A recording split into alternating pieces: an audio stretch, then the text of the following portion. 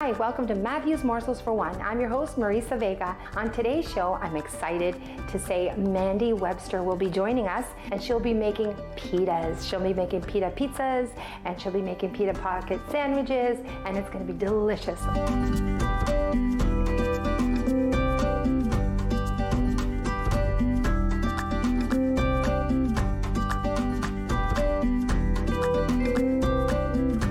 Thank you very much for being here today, Mandy. Why don't you go ahead and tell the viewers your connection to Matthew's house? Yeah, I have quite a few connections to Matthew's house. I would say, going back a little bit of history, I worked with Matthew's house in my previous job for 9 years, doing a little bit of partnership, covering some events that they had in the past. And then most recently, I actually work here now as a communication and marketing specialist, which has been amazing. But I think my biggest connection and what brought everything full circle for me here is when my family actually had to use Matthew's house when my father was sick. That really kind of opened my eyes to what everyone does here, the programs that are offered, the services, and how impactful this place can be. That's fantastic. Tell us a little bit about the experience. Yeah, so my dad was diagnosed with liver disease, and it had gone on for about 2 or 3 years. He was sick at home, and we thought that's where he was going to pass, where he wanted to. And then we realized we couldn't handle that. And I think that's what a lot of people think at first. I want my loved one to be at home. I want them to be comfortable in their space. But then you hit a point and you're like, oh my goodness, this is over my head. I can't handle this. So I know what Matthew's house does. I had obviously never used the services to this depth before. But I started talking to some of the intake nurses here, some of the board members, some of the volunteers that I know, and they encouraged me to maybe think about this place for my dad when he was in his kind of final weeks and months of his illness. And that's when the process started. We decided that he was going to come here, and he was on board with it, and we got him here.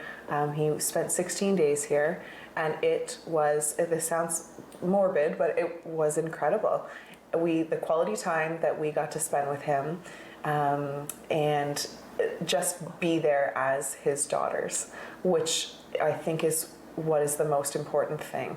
At home we were nurses, but here we got to be family and just get that quality time with him.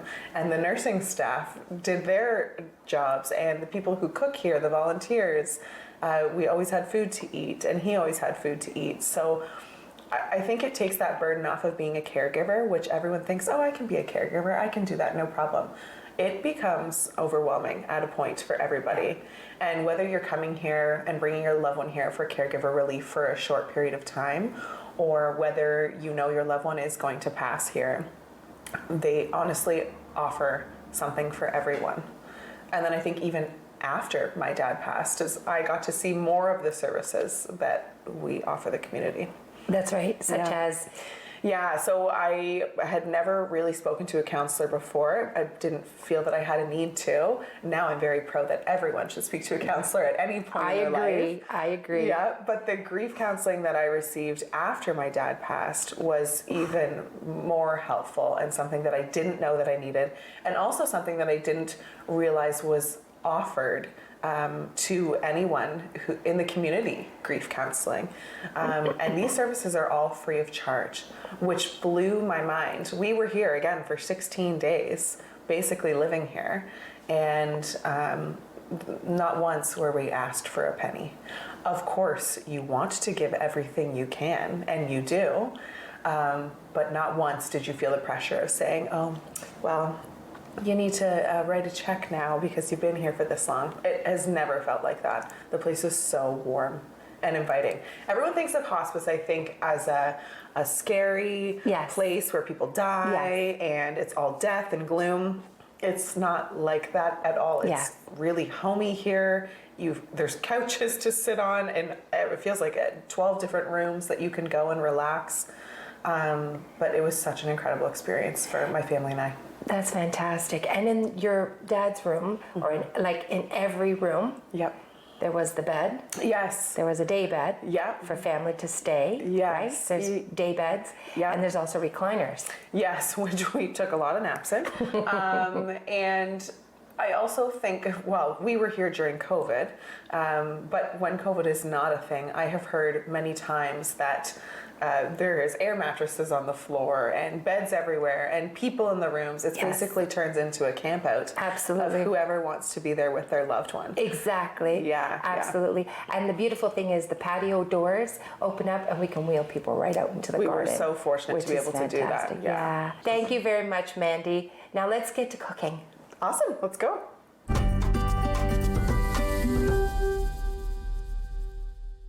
We're in the kitchen, we're cooking with Mandy. Mandy, what are you making for us today? What are we doing today? Well, I kind of brought an assortment of things because I wanted to show the diversity of a pita. They're always overlooked. Everyone thinks you just have to, I don't know, dip them in a sauce or warm them up and they're just bread. Or turn them into a chip.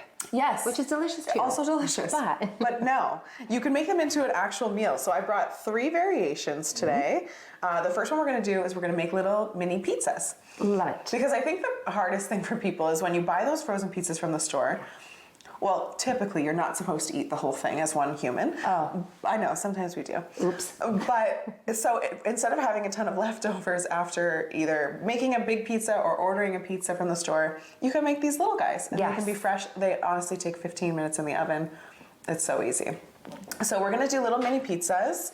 And then we're going to do tuna salad and egg salad separately, and they're going to be stuffed into our pitas. Sounds amazing. So I think we should start with our pizzas because we have to cook them. Okay. So if you want to grab our baking sheet, and then we can lay them out on there and just start decorating. I can do that. And I'm a pretty plain pizza person. I know some people like to get really exotic and pineapple and anchovies and... No, there's a big debate about that. There is a debate. Are you pro pineapple? No, I don't like pineapples on my pizza. They belong on the cheesecake. Ew, just as gross. Pineapple cheesecake is amazing. No, I don't like pineapples at all. So they're not going on my pizza today, but you can put whatever you want on your pizza. Not pineapple. So if you want to grab your little mini pizza pita. Okay, hands are already washed. Yes, of course. And I was going to say, yeah, we can do as many or as little as you want. So if you're feeling extra hungry that day, just follow them. So we are going to make 5 pizzas for 5 people. Do we need this for anything else? Should I put 2 back? Save 2 for maybe our egg and our tuna, but that's fine. 2 for me today is enough. But think about this, like say you ate one and you're like, oh, well, I'm kind of full. You could just save your other 2 for lunch the next day or lunch the next day. Would you freeze them? Would you freeze them? Once they're cooked, I probably wouldn't freeze them because I would end up eating them over the next few days. But you can freeze your pita breads. That's the best part, I think, about these little individual ones because you can get the small, medium, the large. But the little guys, you just put them in the freezer and pull them out as you need them. And you can even cook your pizzas from frozen. So you don't even need to thaw these guys. That's true. Very true. Yep. And they would last in your fridge cooked, I would say 2-3 days. Oh yeah, easily. Yeah. I would even push it to maybe 4 or 5, but I like to get a little... Depending, I guess, what the topping is, right? Exactly. Yeah. So I start with a very easy sauce, which you and I were having a good sauce debate. So yes, we were. You like to make your sauce homemade, which, like, good for you. And it tastes amazing, I'm sure. But I like to squeeze mine out of the squeezy container that can go back in the fridge for a good few weeks. And you know what? For convenience sake, and if you are alone, absolutely. That is a very good option. Yes. Not for me. Yeah. But we're going to use my squeezy sauce. It is a very good option. Yes. So I'm going to decorate one of them. Do you have a particular brand of squeezy sauce that you like? No particular brand, as long as it's in a squeezy container that can go in the fridge door with my ketchup. And also, the amount of sauce that you put on is completely up to you. So if you like a dryer, a little bit of a dryer, you could put less. If you like a lot of sauce, then it's all up to individual preference. Yeah, and what is your preference? Because I like to take polls quite often of what people's preferences are. I prefer a little bit of a dryer. You do? I do. Okay. A little bit of a dryer. Okay, so I'm going to let you do your own because I'm getting excessive with my amount of sauce. That's because I like a saucy pizza. Actually, I've realized I'm excessive with cheese as well. So maybe I just like cheese. a lot of cheese. toppings. Yeah, cheese you have to. But I like mine just a little bit drier. A little saucy, okay. Just like that, just a little bit drier, only because I tend to wear my food. And so. That's a good point. And so there you go. Awesome. And then I think of everyone, well, there's also a debate about this. What do you put on first? What toppings? But I always go with cheese first because I feel like it's traditional. Well, I find that when you put the toppings first and then the cheese and you go and bite, everything slides off and then it slaps you in the chin. Wow. Nobody wants that. That's very descriptive. Right? But if you put the cheese first, it kind of melts to your crust or your base, and then the vegetables on top stay on it. Nothing slides off. Yes, I agree with you. Listen. So that's the way I've been we're eating going to for do a this. while. I've kind of learned these things. You've mastered the pizza. Mastered. So I was a little bit lazy and I buy shredded cheese. That's okay. But that's also for another purpose because the shredded cheese in the bag lasts so much longer than your block of cheese. Yeah. I don't know the science behind that, but I just go with it. Most people would just use a plain mozza, but I like a mixture of cheddar and mozza on my pizza. It just gives a little bit more extra flavor. But then again, you could have goat cheese on your pizza. You could have ricotta. I've had that on my pizza. It's also delicious. But shredded cheese is so easy. What I tend to do when I buy, sorry, I didn't mean to That's okay. What I tend to do when I buy the shredded cheese is I'll throw it in the freezer. And then every once in a while I'll just break off like a little piece and use it what I need to use. And then it lasts even longer. And do you find you have any, you can do your own. Thank you. Do you have any repercussions from putting it in the freezer? I always wonder that about putting shredded cheese in the freezer. No, not for shredded, but I have put actual blocks of cheese in the freezer. Oh, and when you take it out, it crumbles. Okay, that's even when what I you heard. thaw It it goes out, old, it crumbles. right? Okay. Well, I find it crumbles. Not so much that it goes old, but it crumbles. Okay. And then just but shredded cheese you have success with. Are you light on the cheese too? No. Oh, okay. No, I'm not light on anything. Awesome. So of course pepperonis are a staple. Also, lots of people like to have a pepperoni sausage and slice it up to make their own pepperonis, which also delicious. True. But a time saver, especially cooking for just yourself. If you want to have the quick meal, pre-sliced pepperonis. Yes. And when you're making a whole bunch of them, because you want to put them in your freezer, or, I mean, you can freeze these very easily. I would freeze them from cooked. And if you're going to make a whole bunch, because you want to freeze them, don't cook them all the way through. Take them out, I would say, about 5 minutes before the done time. Does that make sense? Yep. And then this way, when you're warming them up, that 5 minutes will not burn them, but it'll just finish cooking them and warm them for you nicely. Yes. Do you want pepperonis on your pizza? I will have 3. I'm not really big on pepperoni. Really? Okay. Yes, I'm not big. I like a good hot salami on mine. Okay. Yeah, I like a hot salami on mine. And then what else would you put? Like sometimes I might put mushrooms. That's if I'm feeling exotic that day. But also, again, just a simple pepperoni pizza. Like it's wonderful. Delicious. It's wonderful. And I've also even, sometimes when those frozen pizzas are on sale, I'll buy one, whatever it is, a pepperoni, a mushroom, a spinach, whatever it is, and then I add. I your add own to it. toppings. Yeah, I add to Smart. it. More seasonings and things like that. But this is good. You can absolutely have mushrooms, like you said, peppers, onions, if you want it. And again, those are pre-chopped. I know you had, we talked about an omelet before, but you can have all that stuff pre-chopped in your fridge too. And not only is it now for your omelet, it's for your pizza toppings, it's for your whatever toppings, your sandwiches, all the things. So now we've preheated the oven to 400. We're gonna put these guys in for about 15 minutes. And they're going to cook in there when we make our tuna and egg. Very good. Let's do it.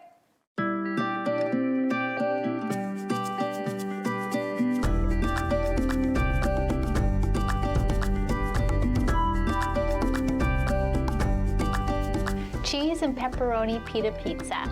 Pita bread, tomato sauce, shredded cheese, sliced pepperoni. Preheat oven to 400 degrees. Assemble each pizza with desired toppings. Bake for 10 minutes or until cheese is melted. Serve and enjoy.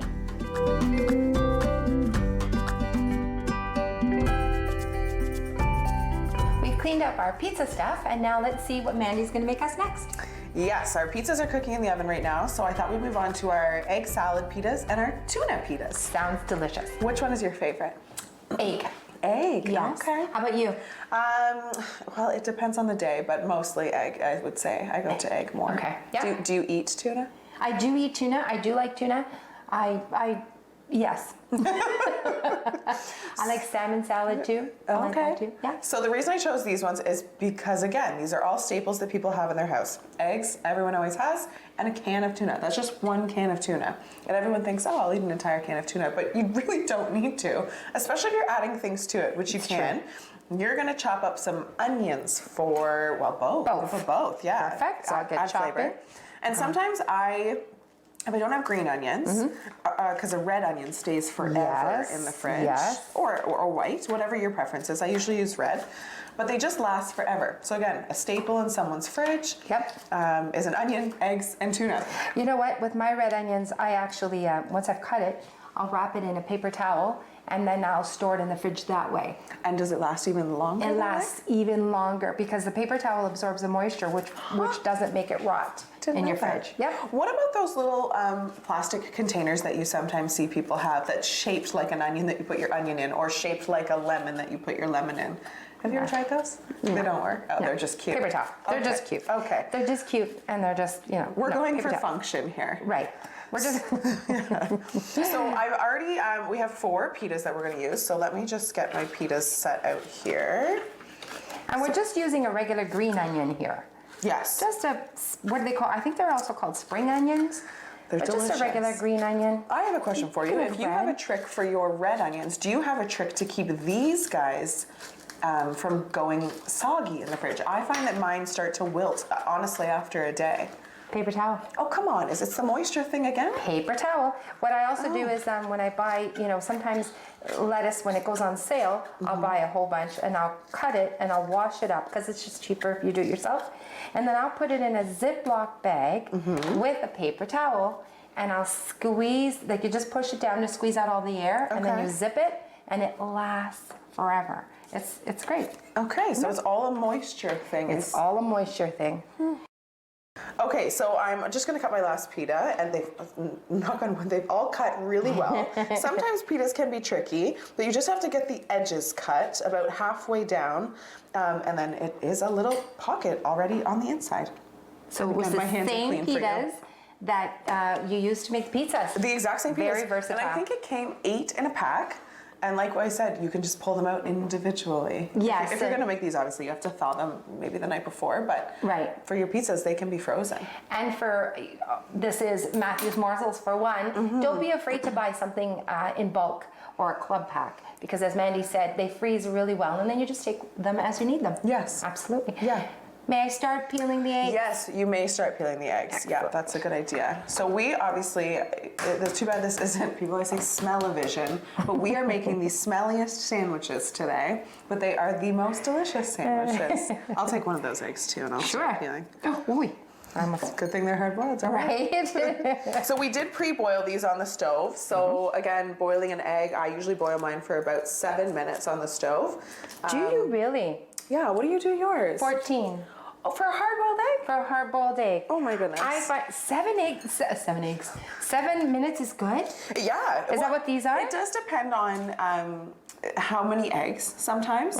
So we only have 3 in here. However, if I was making these for the week, I would probably make 5. I'd make 1 for each day. Because let's be honest, we all want a little bit more than 1 egg in our sandwich to make it a little bulkier. Unless you're adding some things, which we talked about adding red onions, green onions. I would add cheese to my tuna. Well, what else would you maybe add to your eggs? Celery. Oh, yeah. I would add celery for some crunch. Okay. A little bit of shredded carrot. Okay. But that's really all that I would add. What about cucumber pieces, like chunks of cucumber? Yeah. Yeah, you can do that, yeah, for some nice texture. I've seen people do that. Absolutely. Should we rinse those off so we have no shells, maybe? Yeah. That's a good idea. Shells in your... That's one way to give us a little crunch. Right? No celery today. Let's use some extra shells. Right? We're all out of celery. Perfect. Okay, so we've got a bowl for these guys. Why don't you mash our eggies in here? Sure.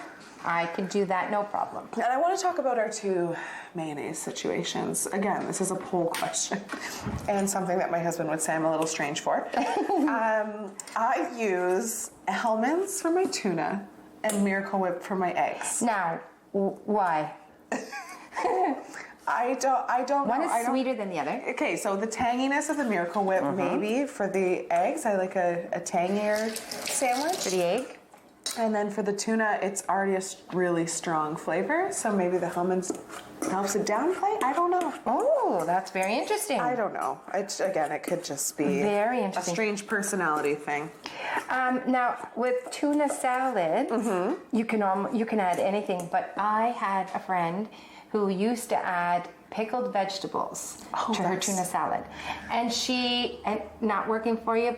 No, I think that is actually smart. That's a lot of flavor. So she would grind it up so that they were smaller pieces, not big, flowerettes or cauliflower. And she would add it to her tuna salad. And with the mayonnaise, let me tell you, it was yummy. Delicious? It was yummy. That's really smart. I never thought about that because you can buy cans or jars of those and they last forever. Yes. Again, we want to go for longevity here because when you're eating for one, again, your green onions are going to wilt if you don't wrap them in paper towel. You want to make sure you have these long-lasting things. Absolutely. Okay, so jarred, pickled vegetables. Yep, and typically an egg salad or a tuna salad, I know we talked about this before, but let's just say it again for maybe those that have missed it. I would let it sit in the fridge, but that's me, the most 3 days. 3 days, okay. 3 days, but that's just me. If it makes it that long, right? Yeah, if it makes it that long. That's right, that's right. You're right, because egg does tend to get a little soggy once it's mixed with mayo. And, okay. I have another funny poll question. Okay, you like that? Yeah, so this is part of my poll question. I see that you're mashing those very beautifully, but some people leave big chunks, and I need to know what your preference is. So you know what? I am a texture person, but I don't. It all really depends. Like, I'm a mushy vegetable girl. I like mushy vegetables. Okay. I do. And for something like this, I do like it a little bit bite-sized. Yeah. So I don't know if you can get a look at that, but I do like it a little bit bite-sized. What I typically do for this is I use an egg slicer. So I'll put the boiled egg in, slice it once, grab the whole thing, twist it, slice it again. So you got little chunks. Yeah. Oh. So you got little chunks. And I also use the egg slicer to slice my mushrooms. Oh, that's genius. Yeah. Okay. Yeah, I also use it to do that. I like your chopping consistency here. I don't like big chunks in my eggs. Thank you. Okay, so while you're making that, throw some onions in. Don't forget my Miracle Whip. And then I'm going to do the tuna, which is very straightforward. Again, I'm going to do a whole can of tuna because if you feel like it's too much, you can save some for tomorrow. Now here we've got, it looks like about a quarter or maybe less, I would say 2 tablespoons of mayonnaise. Yeah. And you... Hefty tablespoons. Yeah, and it's really all a matter of preference. I kind of like my mayonnaise, so I'd probably go with 3 or 4 tablespoons. I was going to say, you better use that whole dish for sure. There it goes, right there. I'm going to do that because I kind of... Otherwise, I just find it falls apart, and when you mince it this much, it's just going to fall out of your bread. Nobody wants that. No, and no one wants a dry egg salad. No. That's the absolute worst. Yeah, no, you don't want to dry. I'm probably going to add all of this Hellmann's to my tuna. Now, question for you. Yep. Do you butter your bread after all? Another great poll question. I do not. But again, it's a debate in my family because my family really likes butter. And they do butter their bread, but I just do not. You don't? Okay. Yeah. I may have gotten a little crazy with the Hellmann's here, but no one's ever going to complain about it. No, not at all. Mayonnaise Should we throw tuna in some onions to that too? Yes, we should, especially to absorb some of our... I love to do this. Ready? Watch. Yeah. Bam. Oh, fancy. Bam. You're fancy. Is that good? Yeah. Would you also put celery in here, like for the crunch too? Yes. So these two are very similar. You could put the same ingredients. Absolutely. In each one. Absolutely. Both proteins. Yes, absolutely. Even little shredded carrots. I've never done that. I'm going to start trying that, For some color, a little bit of shredded carrot. Okay. It's nice. Some celery for some crunch. Okay. Cucumbers if you wanted the crunch. Well, we're mixed. Let's stuff our pitas. Now, typically, you can also go ahead and add some, people add celery salt, people add pepper, people add all kinds of stuff. Now, if you're trying to obviously watch your salt intake and things like that, you might want to leave it out because tuna already is pretty salty. Yes. And tuna, typically, you shouldn't eat more than twice a week because of the mercury content.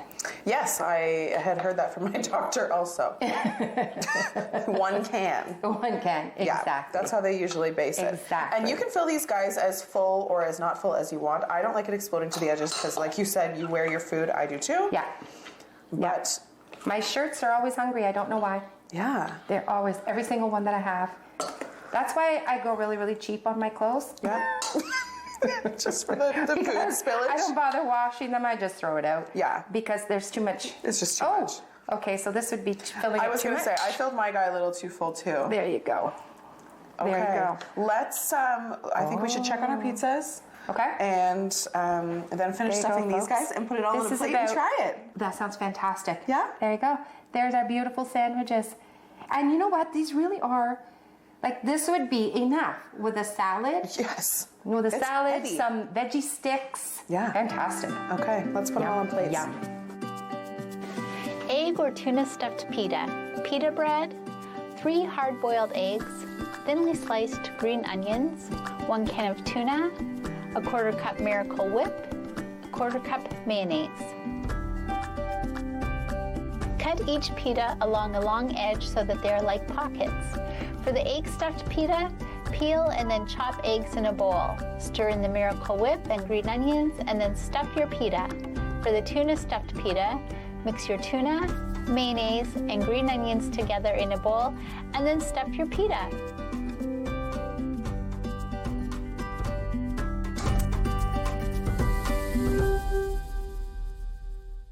Here you go. So we've got our tuna and we've got our egg pita. We've plated up our pizzas.